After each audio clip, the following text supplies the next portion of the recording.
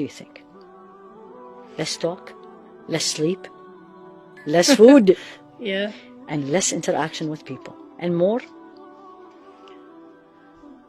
Dhikr. Exactly, mashallah. Remembrance of Allah is the cleaning agent of the heart.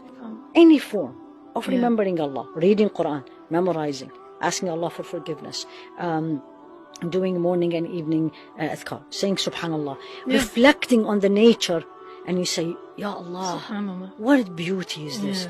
Who are you? You know, that's a dhikr. And this process continues. It's not one day or two.